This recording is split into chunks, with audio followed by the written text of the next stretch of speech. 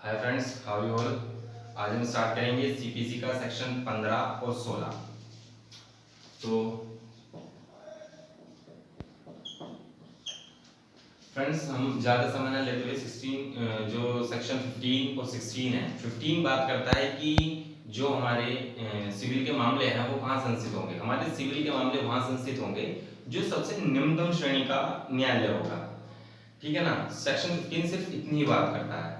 हम ऐसा नहीं कि डायरेक्ट चले गए हाई कोर्ट, या फिर कुछ मामले हैं जैसे मान लीजिए फंडामेंटल राइट का मामला है, वो हम डायरेक्ट सुप्रीम कोर्ट में भी ले आ सकते हैं। But rest of the thing is कि अगर कोई प्रॉपर्टी से रिलेटेड मामला है या फिर कोई भी हमारा अदर मामला है, और सीपीसी में जो कहा गया है कि सिविल के जो मामले हैं वो सबसे निम्नतम श्रेणी के न्यायालय में ही संस्थित किए जाएंगे, इंस्टीट्यूट किए जाएंगे। ठीक है।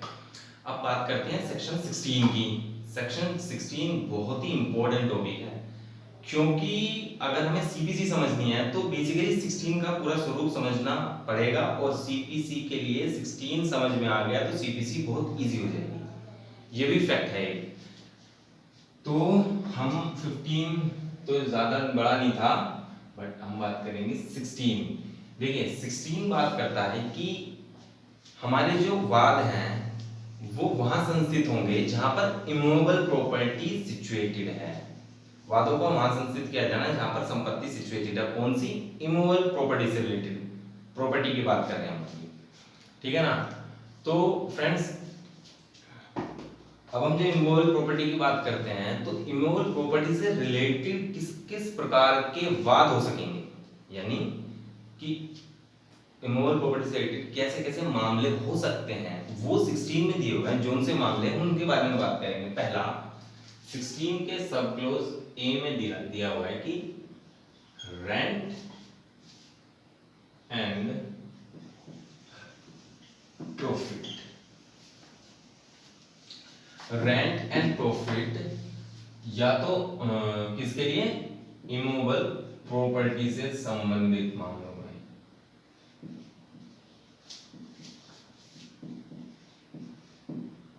यानी कि स्थावर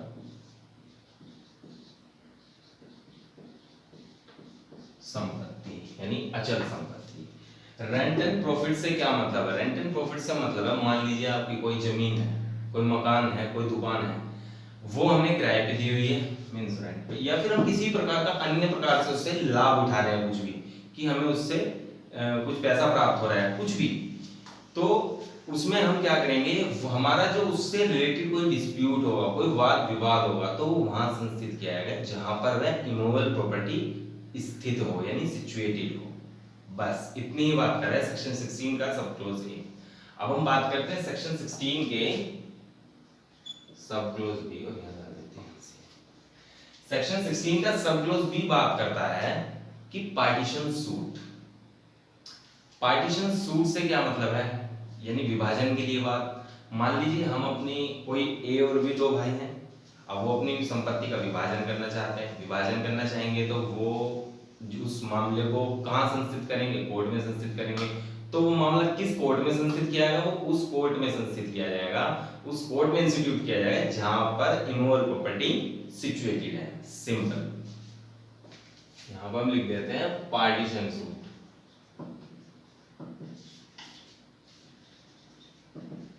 यानी विभाजन का वाद।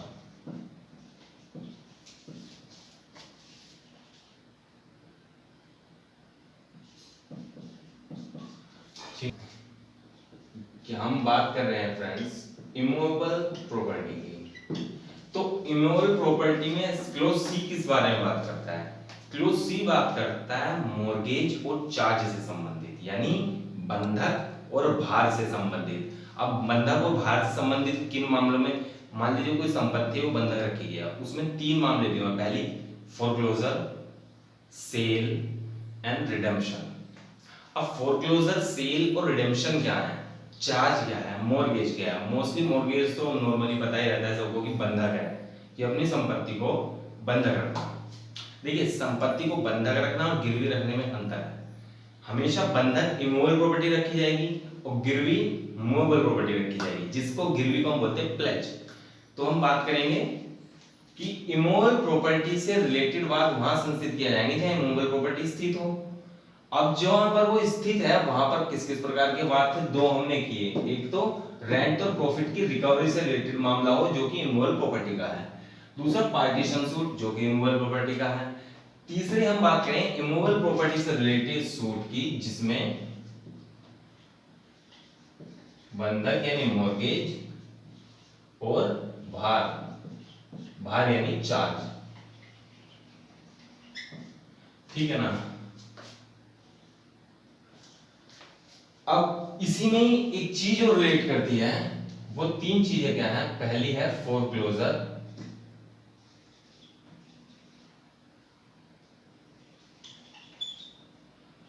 दूसरी है सेल और तीसरी हुई रिडम्पशन।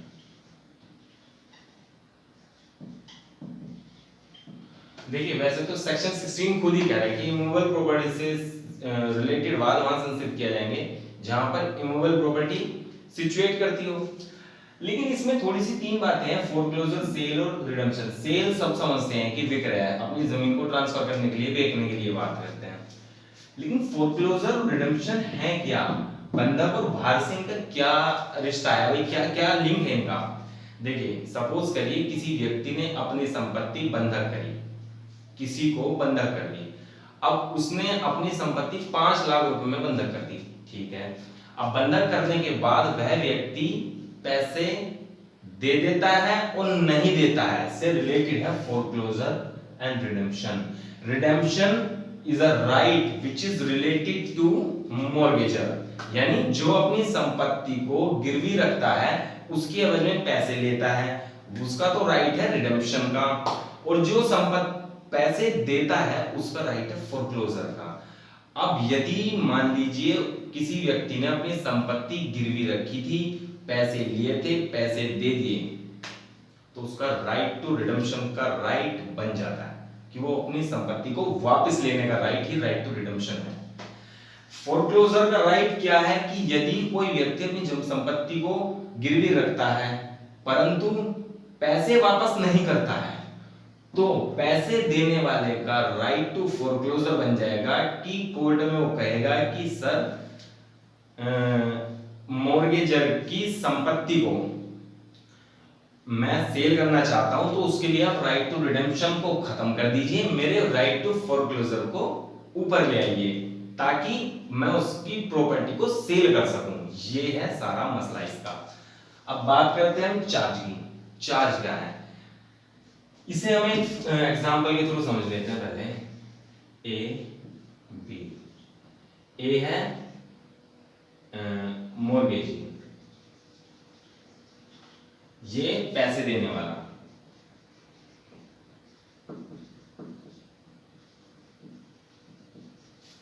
ये कौन हो गया, ये हो गया मॉर्गेजर, ये हो गया जमीन देने वाला, जमीन गिरवी रखने वाला।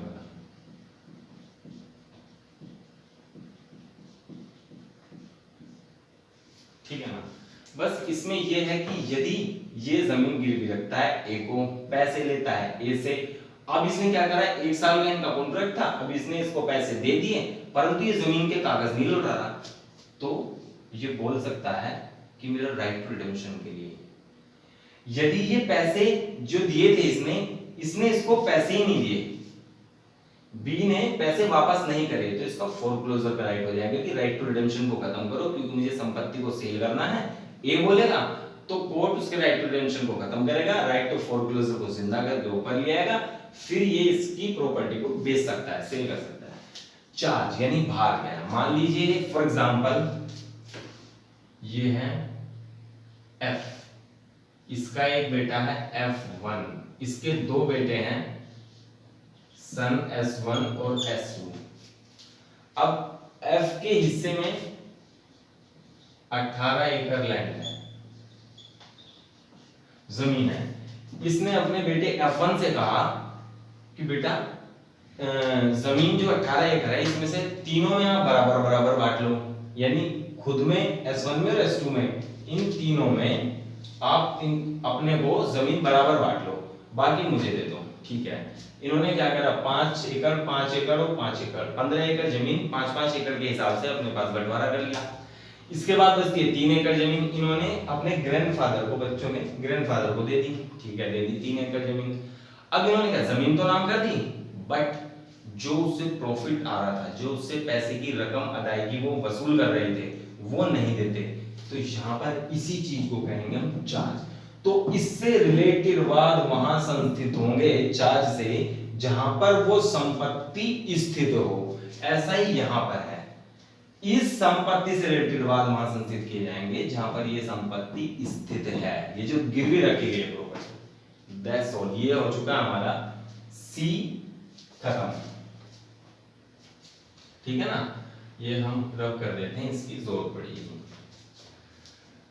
अब हम बात करेंगे कि जैसे कि बैरेट की लैंग्वेज में दिया हुआ है उसमें सेक्शन 16 के क्लोज डी में कि अन्य प्रकार के वाद वहां संस्थित किया जाएंगे जहां पर इमूवेबल संपत्ति सिचुएट करती हो। अब हमने 3 तो पढ़े हैं अभी, C A B C, rental profit किससे रिलेटेड, इमूवेबल प्रॉपर्टी से रिलेटेड, पार्टीशन और बंधक और भार जो कि इमूवेबल प्रॉपर्टी से रिलेटेड है। अब फोर्थ वो कैसे मामले होंगे जो कि बहुत इंपॉर्टेंट चीज है। सपोज करिए अब एक वाद रह जाता है एक सूद प्रकार का, एक प्रकार का कि इंजंक्शन के लिए वाद है। इन तीनों से अलग उसमें कहा गया है सेक्शन 16 के सब क्लोज डी में कि अन्य प्रकार के वाद वहां संस्थित होंगे जहां प्रॉपर्टी सिचुएट करते हो। अन्य प्रकार के वाद कौन से हो सकते हैं, मान लीजिए इंजंक्शन से रिलेटेड मामला है, विदेश से रिलेटेड मामला है, उसमें इजमेंटरी राइट हो सकता है, न्यूसेंस का है, या फिर ट्रेसपास का है, या फिर प्रॉपर्टी के डिक्लेरेशन से रिलेटेड वाद है, या फिर स्पेसिफिक कॉन्ट्रैक्ट से रिलेटेड वाद है। तो वो मामले वहां संस्थित किए जाएंगे जहां पर वो प्रॉपर्टी रिलेट करती, मतलब सिचुएट करती हो। इसको लिख लीजिए, मान लीजिए ऐसे अन्य प्रकार के वाद में जैसे इंजंक्शन से रिलेटेड वाद हो गया, डिक्लेरेशन से रिलेटेड वाद हो गया। डिक्लेरेशन यानी मान लीजिए मैं आप इस प्रॉपर्टी को 12 साल से एंजॉय कर रहा हूं, आप डिक्लेयर कर दीजिए प्रॉपर्टी मेरी है, तो उस प्रॉपर्टी से रिलेटेड वाद वहां संस्थित किए जाएंगे मूल प्रॉपर्टी से, जो की प्रॉपर्टी जहां पर संस्थित हो, सिचुएट करती हो, सिचुएटेड हो, ठीक है ना। और इविक्शन से रिलेटेड मामले, ठीक है ना। तो अन्य प्रकार के मामलों में ये सब मामले हैं, स्पेसिफिक कॉन्ट्रैक्ट,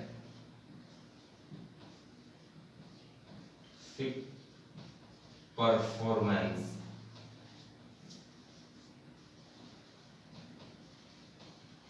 ऑफ कॉन्ट्रैक्ट, अन्य प्रकार के जो भी मामले होंगे, यानी इसमें दिया हुआ है सेक्शन इसके सब क्लोज डी में कि ऊपर स्थित अन्य प्रकार के कोई, ऊपर स्थित से अन्य प्रकार के कोई मामले निर्देशित है जहां पर, तो इंजंक्शन से रिलेटेड बात हो, डिक्लेरेशन हो, इविक्शन हो, स्पेसिफिक परफॉर्मेंस ऑफ कॉन्ट्रैक्ट हो, यानी कि जो कोई कॉन्ट्रैक्ट था कि आपको फला फला मेरा ये काम करना है तो मैं आपको इतने पैसे दूंगा, आप ये करेंगे, तो शर्त पर आधारित कोई भी काम होगा, स्पेसिफिक परफॉर्मेंस करने के लिए कॉन्ट्रैक्ट किया हो, तो उससे रिलेटेड वाद वहां संस्थित होंगे जहां पर प्रॉपर्टी सिचुएटेड हो। अब हम बात करते हैं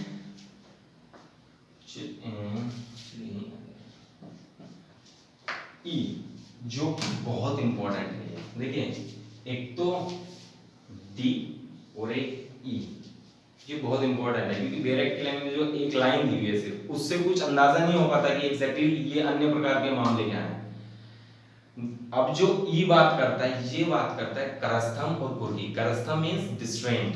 अब डिस्ट्रेंट क्या है, कुर्की तो सब समझ जाते हैं नॉर्मली, ये अटैचमेंट की बात कर रहा होगा। कुर्की से एक आइडिया भी लग जाता है शब्द सुनते ही कि कुर्की का मतलब कि सारी चीजें हटा के कोर्ट ने अपने पास ले ली, अपने कब्जे में ले ली।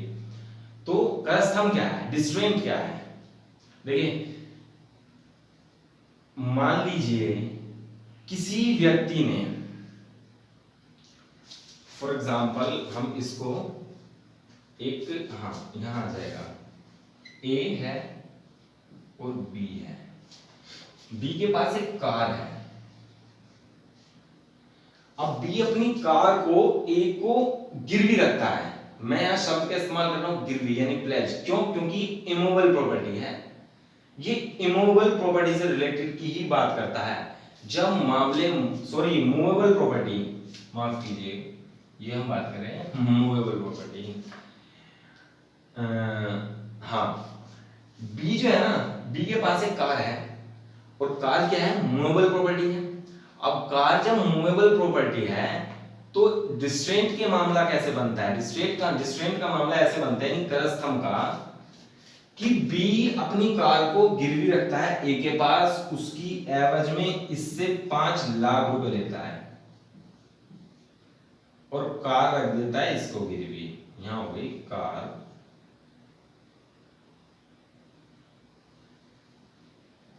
गिरवी, ठीक है ना, 5 लाख रुपए ले लेता है। अब बी ने 5 लाख रुपए तो लौटा दिए, बट ए ने बी को कार नहीं लौटाई। अब ए कार को लेके जहां भी गया, कहीं भी जा सकता है, जहां उससे लिया ऐसा तो है नहीं, बी के पास ही खड़ा रहेगा, वो कार को लेके कहीं भी जा सकता है अपने पास। तो ये कार जहां गई होगी ना, जहां पर, तो वहां पर वाद संस्थित कर सकते हैं हम। बस ये इतना ही बोल रहा है। इसमें एक एग्जांपल और ले सकते हैं, मान लीजिए आप इसी को डिस्ट्रेंट बोलते हैं। आपने सपोज करिए अपना मोबाइल रिपेयरिंग के लिए किसी दुकान पर दिया। अब जब मोबाइल रिपेयरिंग के लिए दुकान पर दिया तो वो वाद वहीं संस्थित करेंगे जिस मोबाइल पर, जिस दुकान पर आपने मोबाइल दिया है और जहां पर वो सिचुएटेड होगी वहीं पर हम वाद संस्थित करेंगे उसी न्याय में। अब बात करते हैं कुर्की की, इसी में यहां लिख देंगे हम डिस्ट्रेंट।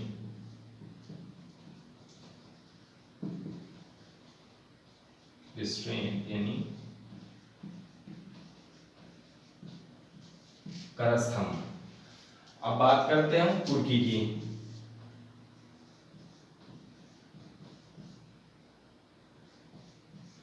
कुर्की यानी अटैचमेंट, ये ई पॉइंट में है, मूवेबल प्रॉपर्टी से रिलेटेड दोनों मामले हैं। डिस्ट्रेंट का मामला हमने समझा, ये डिस्ट्रेंट का कुर्की। मान लीजिए ए ने, आप ए और बी हैं, कोर्ट ने बी के फेवर में कोई डिग्री कर दी।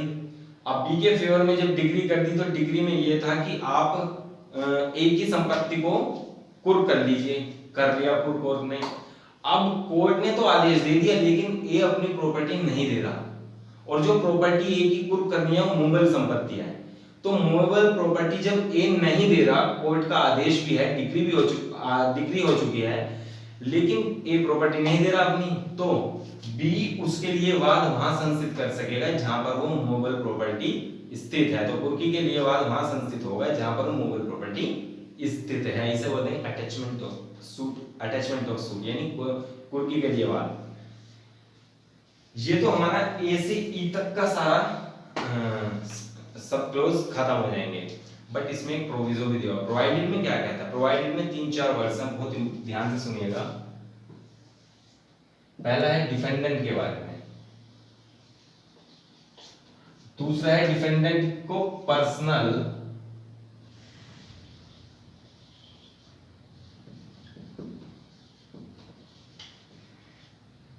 ओबीडियंस, डिफेंडेंट के बारे में पर्सनल ओबीडियंस, फिर डिफेंडेंट से रिलेटेड कि जहां पर वो निवास करता हो, जहां पर वो कारोबार करता हो, जहां पर वो अभिलाभ के लिए काम करता हो।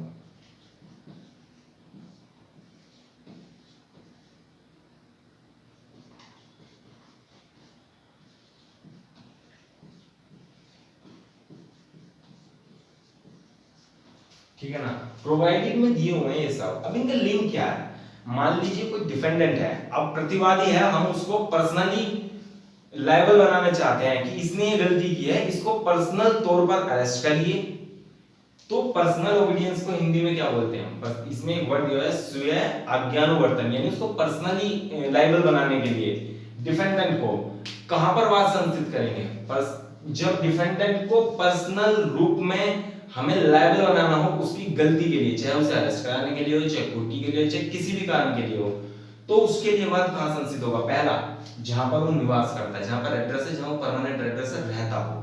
दूसरा जहां वो कारोबार करता है, जहां पर उसका बिजनेस चल रहा हो। तीसरा अभिलाभ के लिए काम करता हो। अभिलाभ क्या है, अभिलाभ का तात्पर्य है कि मान लीजिए डिफेंडेंट है ए, इसकी 3-4 ब्रांचेज हैं, इसकी कंपनी तो है दिल्ली में पर इसकी ब्रांचेज है मेरठ में, बिजनौर में, मुजफ्फरनगर में, बागपत में। तो यदि अभिलाव के लिए काम करने से मतलब वो जो उसकी ब्रांचेज है ना, यदि वो वहां पर भी आता है तो उसके लिए वहां पर भी हम सूट फाइल कर सकते हैं। ये बहुत इंपॉर्टेंट चीज है। यानी डिफेंडेंट को जो पर्सनली लायबल बनाना हो तो उसको ये वाद जहां पर वो निवास करता है, जहां पर वो कारोबार करता है, जहां पर वो अभिलाव के लिए काम करता है। अभिलाव के लिए हमने बात कर ली है कि अभिलाव से मतलब है कि यदि कोई व्यक्ति है, उसकी कोई प्रॉपर्टी है, मतलब उसकी कोई प्रॉपर्टी है, जो प्रॉपर्टी ही मान लीजिए उसे की कंपनी है, तो उसके लिए वाद वहां पर भी संस्थित किया जा सकता है जहां पर उसकी ब्रांचेस हैं। बस सेक्शन 16 हमारा खत्म होता है यहीं पे।